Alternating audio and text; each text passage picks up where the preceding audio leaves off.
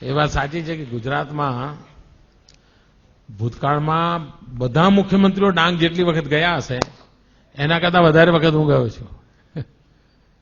કોઈને પ્રશ્ન પૂછે સ્વાભાવિક છે, જે કામ કરે ને એને સમયનો પ્રશ્ન જ નથી હોતો, જે ન કરે ને એને સમયના પ્રોબ્લેમ હોય છે. તમે જોજો આ દુનિયાનો નિયમ છે. જે નવરો હોય ને એને તમે કહો કે અત્યારે મારે મળવું છે આવું, તો કે ના હમણાં નહીં, હું જરા પછી વાત કરીએ આપણે. નવરો જ હોય સાહેબ.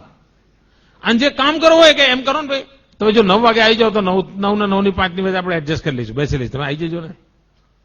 ખરેખર જે કામ કરનારો માણસ હોય છે એને સમયની ક્યારેય ખોટ પડતી નથી. ભરપૂર સમય છે આપણી પાસે, આપણને સમયનો ઉપયોગ આવડતો નથી.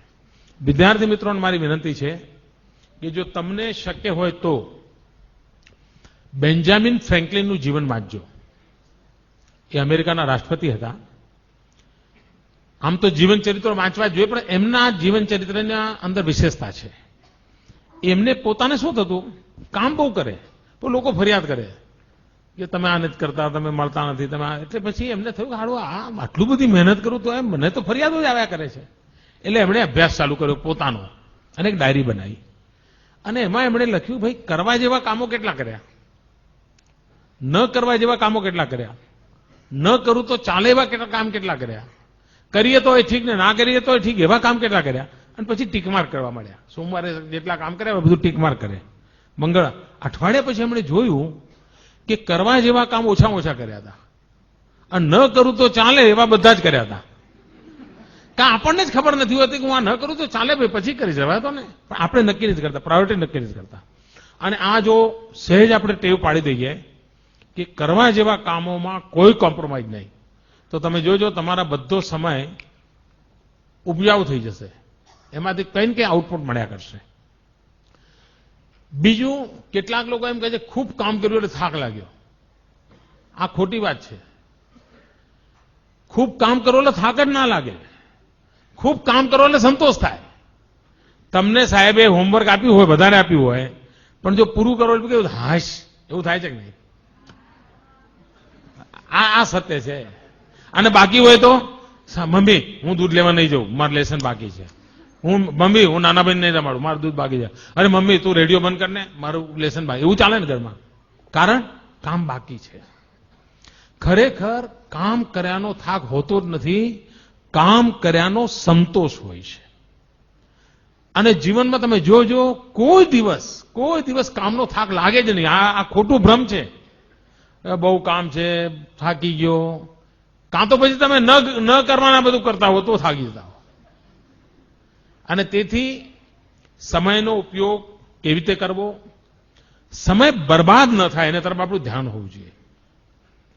મને યાદ છે એકવાર હું કેકા શાસ્ત્રીજી, તમે નામ સાંભળ્યું હશે, બહુ જ મોટા આ રાજ્યના ખૂબ મોટા વિદ્વાન, એમની સાથે એકવાર હું પ્રવાસમાં ગયેલો અને લગભગ 10 દિવસનો મારો પ્રવાસ હતો.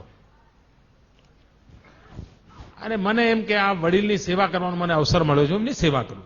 એ વખતે એમની ઉંમર લગભગ 85-90 ની આસપાસ તો હશે. એ ગુજરી ગયા ત્યારે એમની ઉંમર 102 વર્ષ હતી અને આપણે એમની શતાબ્દી ઉજવી હતી. એમણે 250 કરતા વધારે ગ્રંથો લખેલા હતા. તો મેં એમને 10 દિવસ બરાબર ઓબ્ઝર્વ કર્યા. તમને આશ્ચર્ય થશે, એમણે શબ્દકોશ લખ્યો છે, ગુજરાતી શબ્દકોશ. માનો કે રેલવે ફાટક હોય અને રેલવે ફાટકમાં અમારી ગાડી ઊભી રહી હોય તો આપણે શું કરીએ?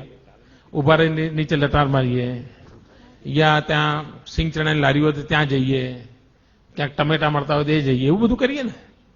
મેં જોયું કે જેવી બસ ઊભી રહી નથી કે પોતાના થેલામાં ચોપડો કાઢ્યો નથી, તરત આમ લખવાનું ચાલુ જ કરી દે અને ફરી પાછી ફાટક ખુલે અને બસ ચાલે પછી અમને મૂકી દે. મને એમ થાય કે આ માણસ સમયનો કેટલો બધો ઉપયોગ કરે છે.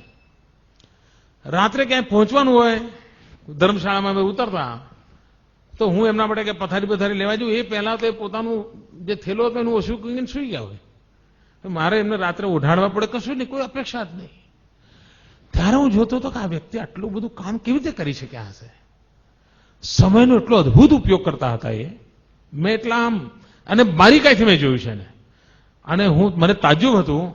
અને એમના જીવનક્રમની અંદર પૂજા પાઠ, લેખન, વાંચન, આ ચીજમાં કોઈ 1 મિનિટનો ફરક નહોતો પડતો. અને 10 દિવસનું એટલું હેક્ટિક શેડ્યુલ હતું. એ ઘરે રહીને જેટલા કામ પૂરા કરતા હતા એટલા જ કામ એમણે પ્રવાસમાં પણ પૂરા કર્યા. એટલે મારા મન પર એની અસર હતી. અને 85-90 વર્ષની ઉંમર. આપણા ઘરમાં આપણા દાદાજી 85-90 વર્ષના હોય તો શું કરતા હોય તમને ખબર છે ને? આ 85-90 વર્ષની ઉંમરે અને 103 વર્ષ જીવ્યા હતા.